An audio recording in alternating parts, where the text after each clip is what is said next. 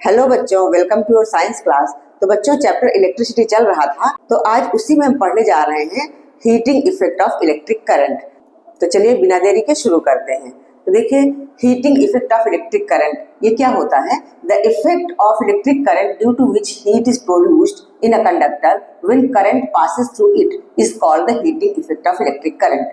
मतलब जब किसी कंडक्टर में इलेक्ट्रिसिटी फ्लो होती है तो उस इलेक्ट्रिसिटी की वजह से जो हीटिंग इफेक्ट आता है, मतलब हीट प्रोड्यूस होती है, तो उसी को हम बोलते हैं heating effect of electric current. तो ये डे टू डे लाइफ में आप लोगों ने देखा होगा कि जब फैन बहुत देर तक चलता रहता है तो उसको छू के आप देखोगे वो गर्म हो जाता है। यहाँ तक कि आप मोबाइल चार्ज करते हैं तो थोड़ी देर बाद आप उसको टच करेंगे तो वो भी गर्म होता है। तो ये सारे heating effects of electric current की वजह से होते हैं। तो ये heating effects of electric currents कई बार तो बिना यूज के होते हैं, जैसे फैन का गर्म होना, मोबाइल का गर्म होना, टीवी का गर्म होना, बल्ब गर्म होना। तो ये हमारे लिए यूजफुल नहीं है, लेकिन करंट की इसी प्रॉपर्टी को यूज करके हम कई यूजफुल चीजें भी बनाते हैं। जैसे आयरन है जिससे हम कपड़े प्रेस करते हैं, हीटर है जो सर्दियों में काम आता है, टोस्टर है जिससे हम ब्रेड वगैरह टोस्ट करते हैं। तो इस heating effect of electric current के बहुत फायदे भी हैं। तो फ्लो ऑफ करंट है क्या? तो चैप्टर की शुरुआत में ही आप लोगों ने पढ़ा था कि इलेक्ट्रिक करंट का फ्लो कैसे होता है। तो इलेक्ट्रिक करंट का फ्लो तभी हो सकता है जब कोई पोटेंशियल डिफरेंस बने।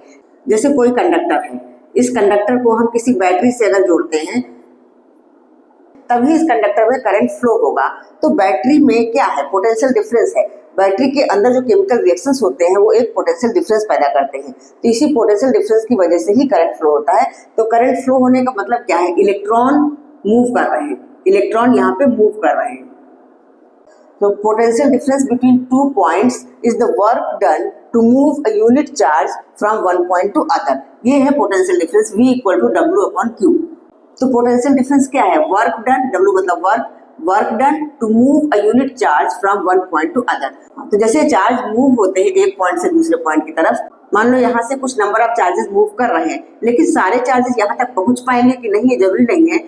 सारे चार्जेस इस पॉइंट से इस पॉइंट तक नहीं जा पाते हैं, कुछ चार्जेस बीच में ही रुक जाते हैं आपस में रगड़ करके, तो वही चार्जेस जो है हीट पैदा करते हैं। तो इसी तरह जब हमारा फैन चलता है तो उसकी ज़्यादा एनर्जी तो ब्लेड्स को रोटेट होने में खर्च होती है, लेकिन उसकी कुछ एनर्जी जो स्पेंड होती है वो हीट के रूप में जनरेट होती है, इसीलिए फैन गर्म हो जाता है। तो इस heating effect of electric current से कुछ फार्मूले बने हैं। जैसे total work done is given by W equal to V Q. तो ये फॉर्मूला कहाँ से आया है? ये पोटेंशियल डिफरेंस वाले फॉर्मूले से आया है। तो पोटेंशियल डिफरेंस बिटवीन 2 पॉइंट्स क्या होता है? Work done to move unit charge from one point to other. तो V equal to W upon Q आपने पहले ही पढ़ा था। तो अगर इसी को आगे सॉल्व करते हैं, क्रॉस मल्टीप्लाई करेंगे तो W equal to V Q हो जाएगा। तो ये W वर्क डन, इसी वर्क डन को हम एनर्जी ही बोलते हैं, और यही एनर्जी हीट एनर्जी के रूप में निकलती है, इसलिए इसको हम हीट एनर्जी के रूप में भी देख सकते हैं। अभी हमारा W equal to V Q है, इसको अगर हम आगे सॉल्व करें तो हम जानते हैं according to Ohm's law V equal to I R, ये हमने पढ़ा था V equal to I R Ohm's law में। तो इस V की जगह पे आई आर अगर हमने पुट कर दिया, और Q क्या है? Q है आई टी। चैप्टर के शुरुआत में ही आप लोगों ने पढ़ा था करंट I इक्वल टू क्या होता है? Q अपॉन T, ये आपने पढ़ा था। करंट की डेफिनेशन जब मैंने आपको पढ़ाया था तो ये रिलेशन आपको बताया था, I equal to Q upon T। तो यहाँ पर Q की जगह हम IT लिख सकते हैं, तो ये इस Q की जगह पे IT लिख दिया, मतलब W equal to I R into I T. तो आई मल्टीप्लाई होकर आई स्क्वायर हो गया, तो W equal to I square R T. ठीक है, W equal to I square R T. अब यही W जो कि वर्क डन है, यही हीट एनर्जी के रूप में निकलता है, तो इसलिए H equal to I square R T लिख सकते हैं हम, या H equal to V I T. V I T कैसे लिखा? मतलब V को हमने चेंज नहीं किया, सिर्फ Q की जगह आई टी लिख दिया। तो ये फॉर्मूला भी यूज कर सकते हैं, H equal to V I T. तो हमारे न्यूमेरिकल्स जैसे होंगे वहां पर जिस तरह के फॉर्मूले को यूज करने की डिमांड होगी वो हम यूज करेंगे। तो आप लोगों को ये सारी चीजें पता होनी चाहिए। तो बस यही रिलेशन जो है, this is called joules law of heating, इसी को हम बोलते हैं जूल्स लॉ ऑफ हीटिंग। ये जूल्स लॉ ऑफ हीटिंग क्या बताता है आप यहीं से देख सकते हो। Joules law of heating states that heat produced in a resistor is directly proportional to the square of the current produced, and heat produced is also directly proportional to the resistance of the conductor, and heat produced is directly proportional to the time for which the current flows through the resistor। मतलब conductor, register या appliances आप जो भी कह लो, उसमें जितनी ज्यादा देर तक करंट फ्लो होगा उतनी ही हीट निकलेगी। फैन को जब बहुत ज्यादा देर तक चलाते हैं तभी वो ज्यादा गर्म होता है, तो इसलिए यहाँ से हमें ये पता चलता है कि हीट जो प्रोड्यूस होती है वो करंट के स्क्वायर के डायरेक्टली प्रोपोर्शनल होती है, रेजिस्टेंस के भी डायरेक्टली प्रोपोर्शनल होती है। रेजिस्टेंस जितना ज्यादा होगा हीट उतनी ही ज्यादा निकलेगी। कैसे? रेजिस्टेंस ज्यादा होगा मतलब करंट को फ्लो होने से रोकेगा। इसका मतलब यह है कि इलेक्ट्रॉन इस पॉइंट से इस पॉइंट तक नहीं जा पाएंगे, बीच में ही कहीं फंस जाएंगे और हीट प्रोड्यूस करेंगे।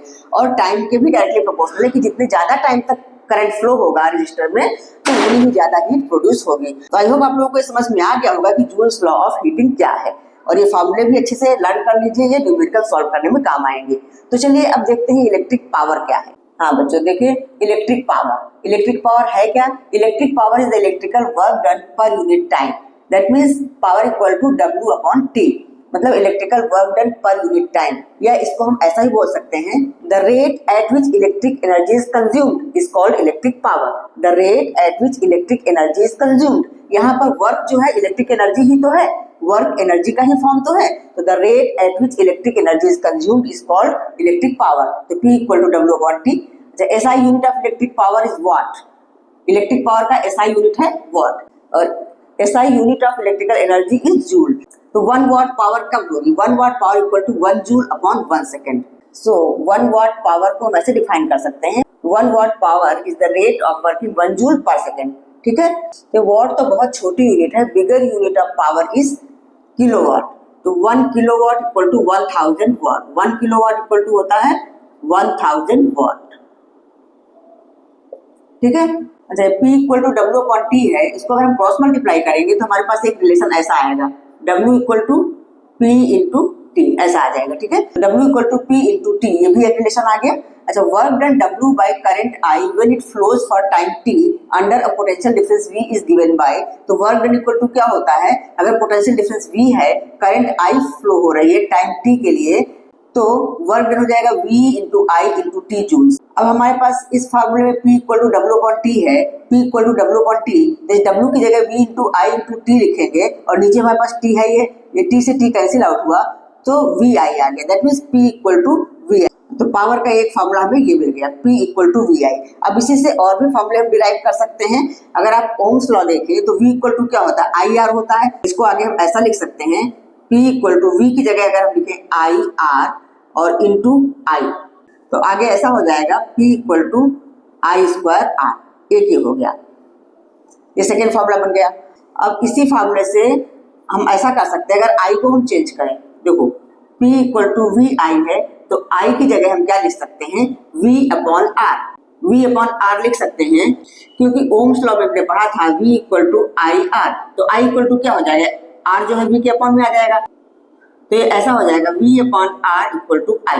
तो बस यही हमने यूज किया, यहाँ इस I की जगह हमने V अपॉन R ले लिया है। तो अब P का फार्मूला बन जाएगा V स्क्वायर अपॉन R। ये तीन फार्मूले इससे डिराइव हो गए। ये सारे फार्मूले न्यूमेरिकल सॉल्व करने में यूज होंगे। तो आई होप आप लोगों को पावर भी समझ में आ गया होगा। एक फार्मूला हमने यहाँ भी डिराइव किया हुआ है, ये है electrical energy. Electrical energy equal to P into T, ये भी न्यूमेरिकल में यूज होंगे। तो इस W को हम E भी लिख सकते हैं इलेक्ट्रिकल एनर्जी के रूप में। ठीक है, तो E equal to P into T ऐसा लिखा जा सकता है। अच्छा, इलेक्ट्रिकल एनर्जी की कमर्शियल यूनिट होती है किलोवाट आवर। इलेक्ट्रिकल एनर्जी की कमर्शियल यूनिट होती है किलोवाट आवर। किलोवाट आवर, तो 1 किलोवाट आवर क्या है, अगर कोई electrical appliance 1 kilowatt energy consume करता है 1 आवर के लिए, तो उस एनर्जी को हम बोलते हैं 1 किलोवाट आवर। तो ये काफी बिग यूनिट है। तो 1 किलोवाट आवर इक्वल टू होता है 3.6 into 10 to the power 6 joules. ठीक है, 1 kilowatt hour equal to 3.6 into 10 to the power 6 joules. So I hope आप लोगों को heating effect of electric current के दोनों टॉपिक समझ में आ गए होंगे, जूल्स लॉ ऑफ हीटिंग और इलेक्ट्रिक पावर। सारे फार्मूले भी आप लोगों ने लर्न कर लिए होंगे। अब इसके न्यूमेरिकल्स मैं करवाऊंगी नेक्स्ट वीडियो में। अगले वीडियो में इलेक्ट्रिक पावर और heating effect of electric current के न्यूमेरिकल्स करवाऊंगी। तो अगर वीडियो अच्छा लगा है, समझ में आया है, तो लाइक करिए, अपने फ्रेंड्स को भी शेयर करिए और सब्सक्राइब कर लीजिए। फिर मिलती हूँ नेक्स्ट वीडियो में इसी चैप्टर के न्यूमेरिकल्स के साथ। तब तक पढ़ते रहिए, स्वस्थ रहिए, मस्त रहिए। Bye bye.